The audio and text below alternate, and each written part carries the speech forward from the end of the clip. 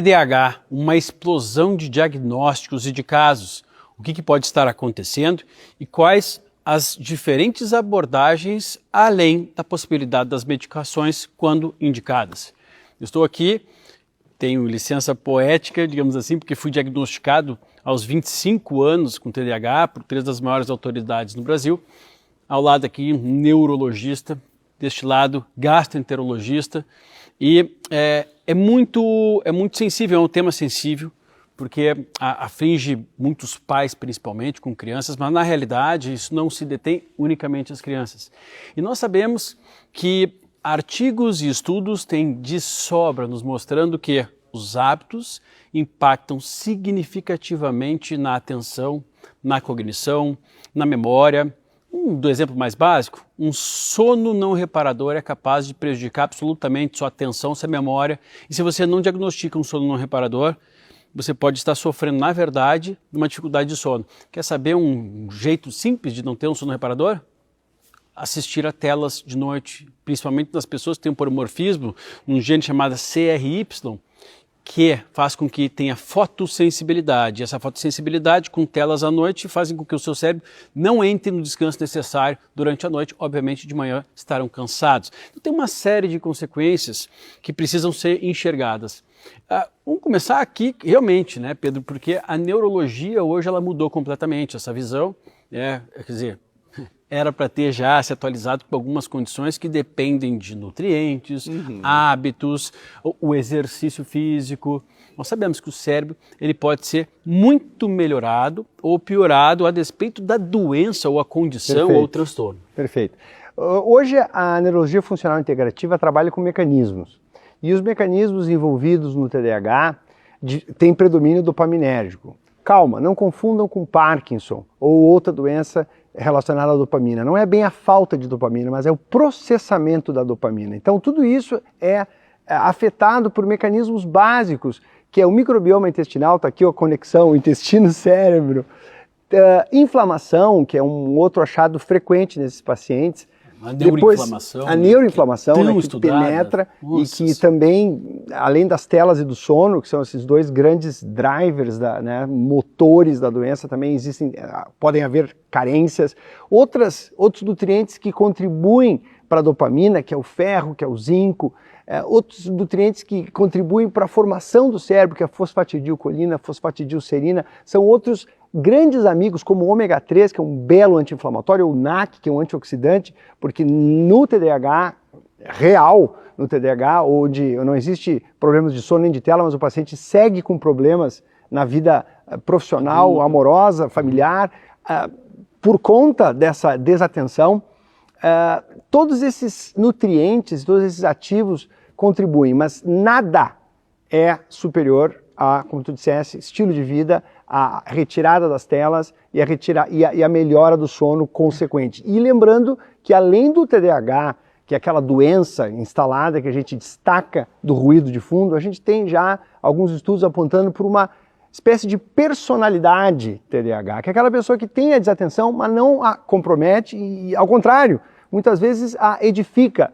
Então, muito cuidado com rótulos, é o que eu digo para os pais de crianças e pacientes, rotulando a criança de TDAH e às vezes ceifando uma série de opções que essa pessoa pode ter no futuro por conta desse rótulo. Talvez a maior libertação é pensar um pouco sobre a história de Da Vinci. Leonardo da Vinci foi muito diferente, mas ao mesmo tempo o seu potencial foi todo colocado, porque naturalmente se expressou, claro, em outra época.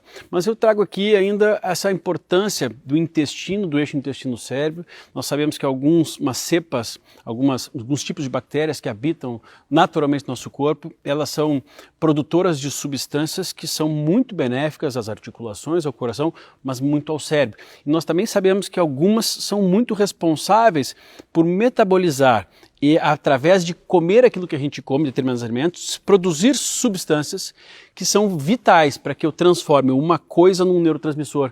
E essa chave do entendimento primeiro vamos pensar se há condição deste cérebro ou desse corpo produzir algo que vem da junção de coisas. Eu digo para as pessoas, água não surge do nada, tem H e tem O. no cérebro, parece que as pessoas acham, tem que acontecer. Bom, se você não consumir uma boa quantidade de vitamina B6 ou o seu corpo não derivar a B6 para você, você é incapaz de fazer o último passo na produção de dopamina, que não vai acontecer naturalmente, que ainda precisa de um aminoácido, que é a tirosina, que seja convertida e até chegar a essa etapa. Tudo depende da absorção, tudo depende da produção do intestino de algumas substâncias que favorecem isso e também nessa conexão de não haver um insulto tão constante com excesso de açúcares, que é comum nas crianças, o álcool e tantas outras coisas, que ficam insultando toda hora e você quer ter paz do cérebro quando o cérebro não é capaz de ter paz. A gente quer tratar mal o cérebro e quer que ele nos trate bem. Exatamente. Quando a gente fala da participação do intestino em desordens crônicas degenerativas, isso fica muito claro quando nós pensamos que durante muitos anos as pessoas elas foram se expondo a ultraprocessados, toxinas ambientais e naturalmente isso ao longo dos anos cursou com piora do quadro. Mas quando nós observamos todas as desordens sistêmicas, virtualmente todas as desordens sistêmicas, talvez as que ainda não sejam associadas é porque provavelmente esses mecanismos não foram completamente estabelecidos, mas já existe um entendimento, tanto em estudos em modelos animais, quanto modelos celulares, quanto seres humanos, de que as desordens que nós temos no nosso corpo, elas passam por um aumento de permeabilidade intestinal. E as pessoas que mais estudam, que mais publicam acerca do transtorno do espectro autista, transtorno do déficit de atenção com hiperatividade ou não, observam que são pessoas que têm uma característica de aumento de permeabilidade no intestino. São pessoas que têm uma característica de terem intolerâncias alimentares. E cada vez mais se observa que as intolerâncias alimentares, na verdade, são pequenos mecanismos alérgicos mediados apenas no território gastrointestinal, ou seja, o entendimento de que não é apenas, me cai mal, não me desce bem, é que aquilo ali deflagra uma resposta do sistema imune, e essa resposta do sistema imune leva a uma inflamação crônica de baixo grau. Obviamente, se aquilo for perpetuado, esse aumento da permeabilidade vai fazer também com que exista a entrada de resíduos alimentares, resíduos bacterianos, toxinas ambientais, enfim, substâncias que nós deveríamos detoxificar, eliminar pelo nosso intestino, cumprindo adequadamente a fase 3 de detoxificação, e é um intestino que não é capaz de fazer essa detoxificação adequadamente. Ou seja, no intestino, nós temos uma janela de oportunidade fantástica para abordarmos todas as doenças crônicas não transmissíveis, como, por exemplo, neoplasia, hipertensão, diabetes, doenças cardiovasculares, doenças cerebrovasculares, mas também as desordens neuropsíquicas.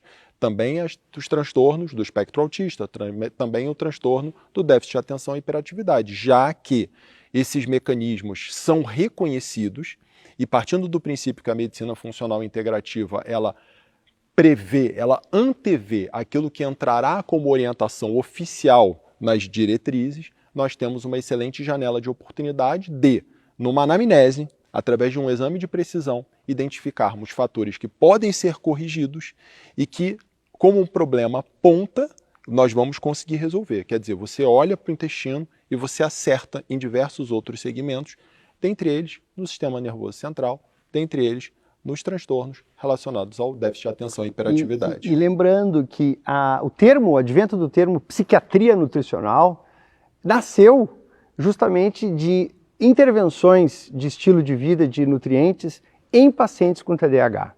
Antes disso, aquilo era um abismo, né? A questão de abordagens não farmacológicas tradicionais. Então, os pacientes com TDAH se prestaram muito esse serviço, vamos dizer assim, à saúde mental, ao estudo da saúde mental, por terem sido um dos primeiros beneficiados com todas essas intervenções de intestino-cérebro, de nutrientes, de suplementos, etc. Então, a psiquiatria nutricional, que é o termo que uma das professoras do teu curso, a Uma Naidu, foi uma das, vamos dizer... incentivadoras junto dentro do meio acadêmico. Com a Felice Jaca, que fundaram esse movimento de psiquiatria nutricional. O TDAH é uma das condições clínicas que mais se beneficia. Nós estamos aqui falando literalmente dessa integração, da união, e não descartar a possibilidade de medicação em quem necessita, mas principalmente nunca oferecer só um caminho. Eu acho que a grande ênfase que nós precisamos dar é essa, sempre há o que fazer no que tange ao estilo de vida, das coisas mais elementares e simples, que é, vamos avaliar a qualidade do sono, vamos ver se realmente está nutrindo adequadamente,